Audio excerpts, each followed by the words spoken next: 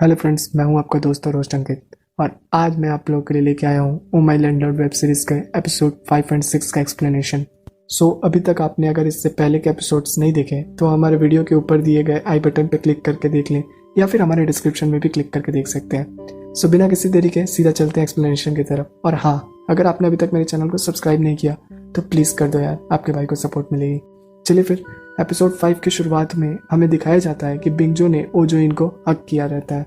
तभी उसका फ्रेंड वहां आता है, लेकिन इतना सब कुछ होने के बावजूद ओजोइन वो अवार्ड फंक्शन करती है और वो अवार्ड फंक्शन हिट हो जाता है। और उसके बाद ओजोइन जब घर आती है तब वो बहुत डरी हुई होती है और उससे नींद भी नहीं आती। तब वो वहां से सीधा अपनी माँ के पास चली जाती है और वहीं सो जाती है। उसके बाद अगले दिन सुबह सुबह बिंगजो उसके और उसके माँ के लिए कॉफी लेके आता है हॉस्पिटल में। ये देख के ओजोइन थोड़ा शॉक रहती है। फिर वो उससे बोलता है कि कभी भी अब से अगर उसे अपनी माँ से मिलना होगा तो वो उसको बोलेगा, वो उसको छोड़ने आएगा। खैर, इसी तरह वो लोग के बीच कुछ देर तक कन्वर्सेशन चलती है।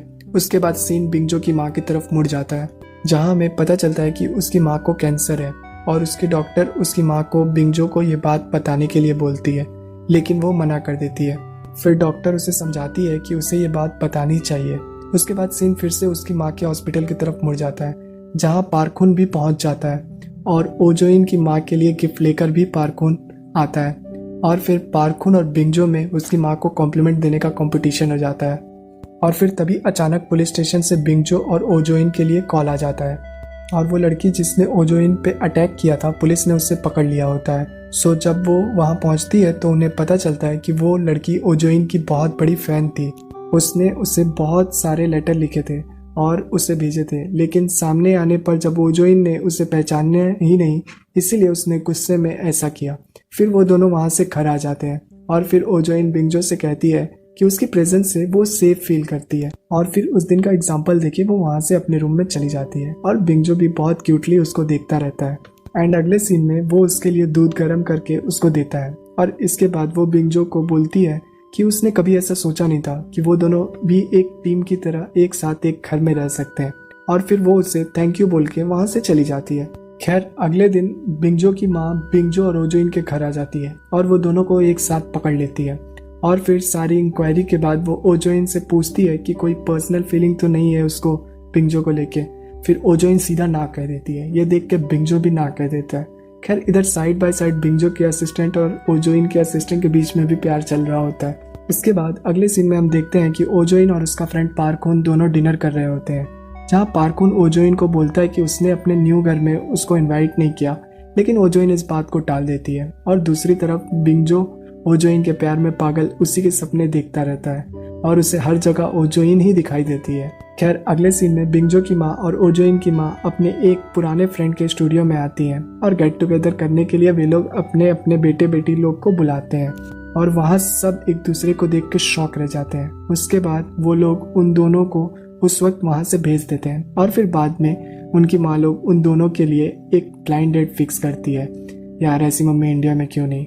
खैर, वो लोग ब्लाइंड डेट पे एक दूसरे को देख के बहुत खुश हो जाते हैं। एंड फिर सीन पार्कुन के ऑफिस की तरफ मुड़ जाता है, जहाँ उसका मैनेजर उसे बताता है कि ओजोइन एंड बिंगजो एक साथ एक ही घर में रहते हैं और रिपोर्टर्स ने उनकी बहुत सारी पिक ली है और इसीलिए वो उससे ओजोइन को अपने एड से निकालने के लिए कहता है। पर पार्कुन रिपोर्टर को बुला के ये न्यूज़ फैला देता है कि वो और ओजोइन रिलेशनशिप में है। यहाँ दूसरी तरफ बिंगजो भी ओजोइन को प्रपोज कर देता है एंड वो उससे थोड़ा टाइम मांगती है सोचने के लिए।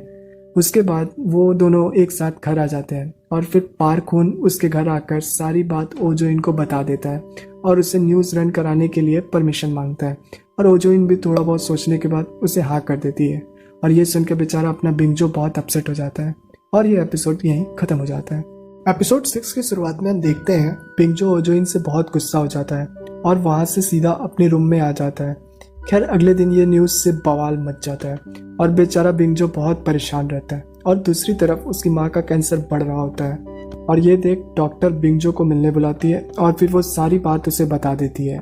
ये सुन के वो बहुत शॉक हो जाता है और तुरंत अपनी माँ से मिलने के लिए निकल जाता है, लेकिन वो अपनी माँ को देखने के बाद कुछ बोल ही नहीं पाता और वो वहाँ से निकल जाता है। और बेचारा वो घर में आके अपने आप को एक रूम में लॉक कर लेता है और वो ओजोइन से भी बात नहीं करता। एंड आफ्टर दैट अगले दिन वो अपनी माँ के साथ टाइम स्पेंड करता है, फिर वो घर आता है और फिर वो और ओजोइन साथ में बास्केटबॉल घर में खेलने लगते हैं और खेलते खेलते ओजोइन उसके ऊपर गिर जाती है और उन दोनों के बीच एक क्यूट सा सीन हो जाता है। फिर ओजोइन शर्मा के अपने रूम में चली जाती है और अगले दिन बिंगजो अपनी लिखी न्यू स्क्रिप्ट ओजोइन को देखकर अपनी मॉम से मिलने चला जाता है। अपनी मॉम के साथ टाइम स्पेंड करने के बाद जब वो घर आता है तो ओजोइन उसकी स्क्रिप्ट से बहुत इम्प्रेस हो जाती है। उसके बाद बिंगजो उसकी माँ के रिटायरमेंट के बारे में ओजोइन को बताता है और फिर ओजोइन उनके घर में उसकी माँ के लिए फेयरवेल पार्टी प्लान करती है। एंड आफ्टर दैट हमें ऑफिस का सीन दिखाया जाता है जहाँ उनका प्रोड्यूसर उसकी स्क्रिप्ट पढ़कर बहुत खुश हो जाता है। खैर इसके बाद वो लोग बिंगजो की माँ का फेयरवेल पार्टी करते हैं जहाँ बिंगजो अपनी माँ को ड्रेस गिफ्ट करता है और उसकी माँ बहुत खुश हो जाती है। एंड आफ्टर दैट वो दोनों ड्रिंक करते हैं और फिर अगले दिन सुबह सुबह उनकी माँ लोग अपने फ्रेंड के साथ कैफे में चली जाती है जहाँ कुछ देर तक बात करने के बाद अचानक ओजोइन की माँ कहीं गायब हो जाती है और सब लोग उन्हें ढूंढने में लग जाते हैं। फिर वो बिंगजो और ओजोइन को मिल जाती हैं पर वो ओजोइन को पहचानने से इनकार कर देती हैं और बिंगजो को उसका पति समझने लगती हैं।